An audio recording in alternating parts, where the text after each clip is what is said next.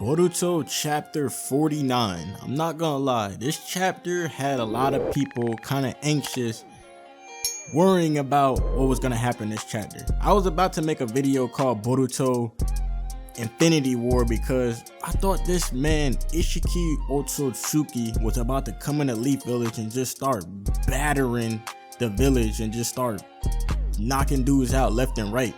I thought that we were gonna see cats like Rock Lee come out, Kakashi come out, etc. But bro, we simply got, in the same manner as when Pain came to the village, Isshiki interrogating some of these civilians and shinobis, asking where Kawaki is, etc. So I mean, I kind of figured they would either take one of the two routes, because Isshiki's character is so complex. He seems like he is a highly intelligent individual. So he's not just a savage beast per se, he's kind of more sophisticated. So I didn't think that he would really go just start killing villagers and stuff like that, but I thought he was gonna at least like kill off one of the Leaf characters, that Konoha 11 type shit, you know what I'm saying? But with this chapter, it was interesting per se. I mean, considering the last chapter we had with Kashi and Koji, full-on battle that was legendary, like I mean, it's right for this chapter not to be like just straight into the action. I mean, we did get to see basically Naruto and Isshiki kind of scuffle a little bit, but that was kind of how I expected it to be. This man Isshiki just straight pummeling Naruto. Like, I don't understand why this was even like kind of necessary per se, in terms of having Naruto and Sasuke really. I mean, of course it was necessary because they're the protectors of the village to link up with Isshiki again, but I just feel like there was some fluff in this chapter in terms of Naruto and Isshiki. Like, I feel like that whole Naruto Isshiki interaction was kind of like just a waste of panels, considering this is monthly. But the Hokage, I mean, I guess it has its purpose, because the Hokage is the protector of the Leaf. He's supposed to protect all the shinobi before, you know, when a major threat comes. So it makes sense. But I mean, this man getting kicked around, slapped around, whatever, and then this man Sasuke comes in with the sauce. This man comes in and switches places with Isshiki before he like dynamic entry Naruto, and it was just my favorite part of the chapter. Like, seeing Sasuke come in all cool and then just look like, bro, he's literally, Sasuke is like one of my favorite characters in the Naruto series in general. And even Isshiki knows how annoying Sasuke is to him and how much of a problem he is. He's just like this annoying Rinnegan.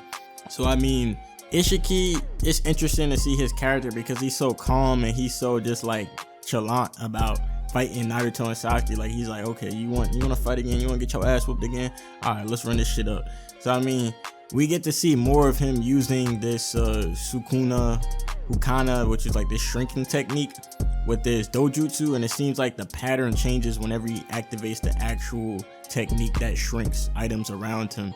So I mean, he's able to like shrink building, all non-living stuff he can shrink. So I mean, Naruto and Sasuke know they can't really beat him just off strength. So Boruto transforms into a sword, and Sasuke's able to throw that at Isshiki and throw him off guard per se. And that was a cool kind of combo to really, you know, tell you guys that the simple stuff within the shinobi world still works, you know, because that's a classic move from Naruto, transforming into like a demon wind per se, in Naruto's case back in the day, and Boruto transformed into sword. So I mean, and then he was able to use his karma and use space-time, basically space-time jutsu to transport Isshiki. So I mean, one of the major parts of this chapter though was the kind of interaction between Boruto and Sasuke before they kind of evacuated the Hokage's office, because it really instilled the master and student relationship that Boruto and Sasuke have. Sasuke really understands Boruto, he understands his potential,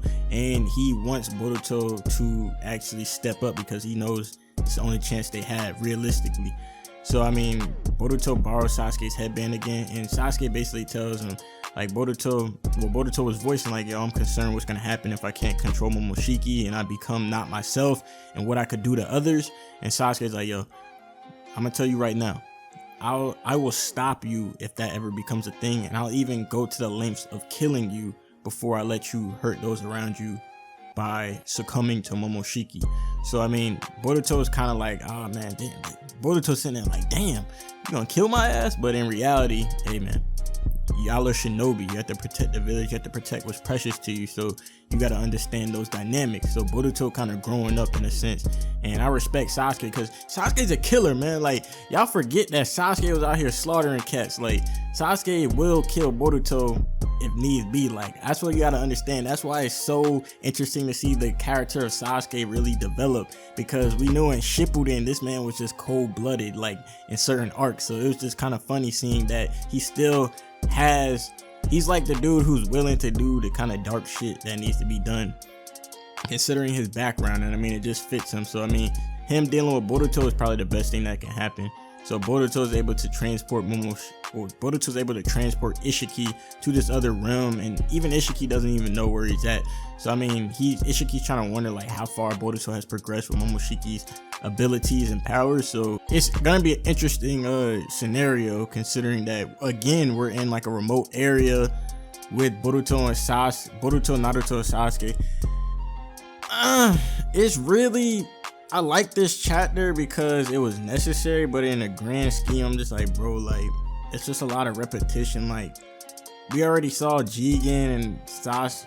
I really need, basically just put it like this, I really need Boruto to take front in this battle, and that's the only way it's gonna occur for me, because Boruto is the only one who can stop Isshiki realistically with the power of Momoshiki and him combined. That's the only way you're stopping Isshiki, because there's literally no point of facing a stronger version of Isshiki again with Naruto and Sasuke. So I really, finally, we get to see Boruto fight on the front end of a boss battle per se against an actual strong enemy. So I mean, this is gonna be exciting.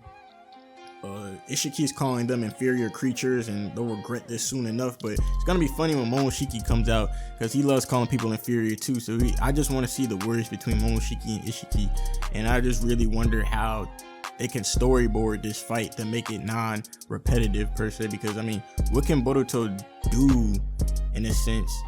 He's gonna have to tap into like some new karma powers. I want to see some new karma powers too. Like, I want to see that healing take effect again that he used. Like, I want to see a lot of stuff, because you can't have this repeat what just happened in Naruto and Sasuke versus G. Like, this, you really got to develop a whole other, you know what I'm saying, dimension to this fight, because you don't want this shit to be a repeat. I mean, considering that Ishiki's powers are kind of heightened, that gives a little bit of differentiation.